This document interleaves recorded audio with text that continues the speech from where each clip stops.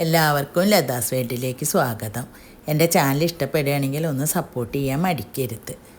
ഇന്ന് ഞാൻ വന്നിട്ടുള്ളത് ഒരു റവ കേസരിയുടെ റെസിപ്പി ആയിട്ടാണ് കേട്ടോ. ഇതിനായിട്ട് ഞാനിവിടെ ഒരു പാൻ വെച്ചിട്ടുണ്ട് കേട്ടോ. അതിലേക്ക് നമുക്ക് കുറച്ച് നെയ്യ് ഒഴിച്ചു കൊടുക്കാം. അത് നന്നായി ചൂടായിട്ട് വരുമ്പോൾ നമ്മളതിലേക്ക് ഇത്തിരി അണ്ടിപ്പരിപ്പ് ഇട്ട് കൊടുക്കുകയാണ്. അതൊന്ന് റോസ്റ്റ് ആയതിൻ്റെ ശേഷം കേട്ടോ നമ്മൾ മുന്തിരി ഇടുന്നത്. കാരണം മുന്തിരി ഇട്ടാൽ പെട്ടെന്ന് ഇത് ബോൾസായിട്ട് വരുമല്ലോ. ഇപ്പോൾ ഇതിവിടെ റെഡി ആയിട്ടുണ്ട് കേട്ടോ. അത് മാറ്റി വയ്ക്കുക. ഇനി നമ്മൾ ഇതിലേക്ക് ആവശ്യമായിട്ടുള്ള റവ എടുത്തിട്ടുണ്ട്. 60 ml ആണ് കേട്ടോ ഞാൻ എടുത്തിട്ടുള്ളത്.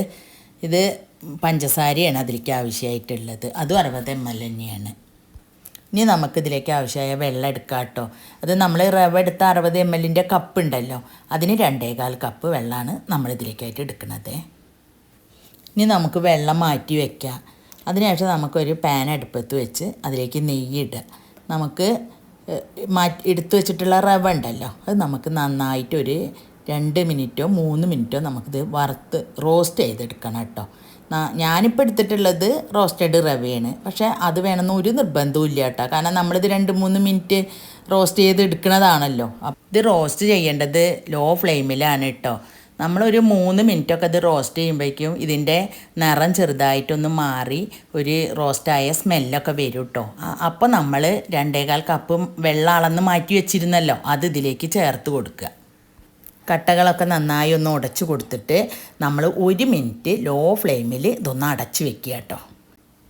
ഇപ്പോൾ ഇത് കേസരി പരുവത്തിൽ വെന്ത് കിട്ടിയിട്ടുണ്ട് കേട്ടോ.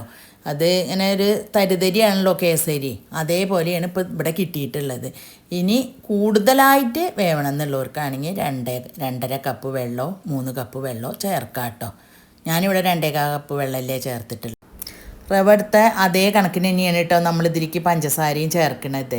അപ്പം ഞാൻ 1 സ്പൂണ് നെയ്യ് ഇതിൽ ചേർത്ത് കൊടുത്തിട്ടുണ്ട്. പിന്നെ ഈ വീഡിയോയിൽ കാണുന്ന പോലെ ഇടയ്ക്കിടയ്ക്കാണ് കേട്ടോ ഇതിൽ നെയ്യ് ചേർത്ത് കൊടുക്കണത്. പഞ്ചസാരയൊക്കെ ഇതിലിപ്പോൾ നന്നായി അരിഞ്ഞു വന്നിട്ടുണ്ട്. ഇതിപ്പോൾ നല്ല പെർഫെക്റ്റ് ആയിട്ട് ഒരു മുത്ത് പോലെ തരിതരിയായിട്ട് വന്നിട്ടുണ്ട് കേട്ടോ. ഈ സമയത്ത് നമ്മൾക്ക് ഇതിലേക്ക് വറുത്ത് വെച്ച അണ്ടിപ്പരിപ്പ് മുന്തിരി ഇടാം കേട്ടോ. ഞാനിതിലേക്ക് അല്പം യെല്ലോ ഫുഡ് കളർ ചേർത്ത് കൊടുത്തിട്ടുണ്ട് കേട്ടോ. ഞാനത് സാധാരണ ഉണ്ടാക്കുമ്പോൾ ഒന്നും ഇടാറില്ല. ഞാൻ വീഡിയോയിൽ ഒരു ഭംഗി ആയിക്കോട്ടെ വെച്ചിട്ട് ഒന്ന് ചേർത്തൊന്ന് മാത്രം, അതൊരു നിർബന്ധവും ഇല്ല കേട്ടോ. നമ്മൾ ഈ സമയത്ത് അല്പം ഏലക്കായുടെ പൊടി ഇടുക. പിന്നെ 1 സ്പൂണും കൂടി നെയ്യ് ഞാൻ അതിൽ ചേർക്കുന്നുണ്ട്. ഇനി ഇത് നന്നായിട്ടൊന്ന് ഇളക്കി എല്ലാം കൂടി യോജിപ്പിക്കുക. ഈ സമയത്തൊക്കെ ഫ്ലെയിം ലോ ഫ്ലെയിമിലായിരിക്കണം കേട്ടോ. ഇനിയിപ്പോൾ ഇതാ നമ്മൾ ഉണ്ടാക്കിയ പാത്രത്തിൽ നിന്ന് അത് വിട്ട് വരുന്നുണ്ടില്ലേ, ഇതാണ് കേസരി ആയി എന്നുള്ളതിൻ്റെ പരുവം. ഞാൻ ഈ പറഞ്ഞ അളവിൽ സാധനങ്ങളൊക്കെ എടുത്ത് ലോ ഫ്ലെയിമിലിട്ട് ഇതുണ്ടാക്കി കഴിഞ്ഞാൽ ആർക്കും റവ കേസരി ഉണ്ടാക്കിയിട്ട് ശരിയായില്ല എന്ന് പറയില്ല. ഒരു പ്രാവശ്യമെങ്കിലും ഇങ്ങനെ ഒന്ന് ഉണ്ടാക്കി നോക്കൂ കേട്ടോ. ഇനി നമുക്കിത് ഏത് പാത്രത്തിലേക്കാണ് നമ്മൾ എടുത്ത് വയ്ക്കാൻ ഉദ്ദേശിക്കുന്നത് വെച്ചെങ്കിൽ ആ പാത്രത്തിൽ ഇത്തിരി നെയ്യ് ഒഴിച്ച് തടവി കൊടുക്കുക. എന്നിട്ട് നമ്മൾ ആ പാത്രത്തേക്ക് മാറ്റുക. അതിപ്പോൾ അങ്ങനെ മാറ്റണം എന്നൊരു നിർബന്ധവും ഇല്ല കേട്ടോ. അതിൽ തന്നെ വെച്ച് നമ്മൾക്ക് സ്പൂൺ കൊണ്ട് എടുത്ത് കഴിക്കുക. അതുകൊണ്ടല്ല, ഇത് ഞാൻ വീഡിയോ എടുക്കുമ്പോൾ ഒരു ഭംഗിക്ക് വേണ്ടിയിട്ട് അത് പാത്രത്തിലിട്ട് ഷേപ്പാക്കി പ്ലേറ്റിൽ വെച്ച് മുറിച്ച് വെച്ചു എന്ന് മാത്രം കേട്ടോ. എൻ്റെ കൂട്ടുകാർക്കൊക്കെ ഈ വീഡിയോ ഇഷ്ടപ്പെട്ടു എന്ന് ഞാൻ വിചാരിക്കുന്നു. ഇനി അടുത്തൊരു വീഡിയോയിൽ കാണാം കേട്ടോ.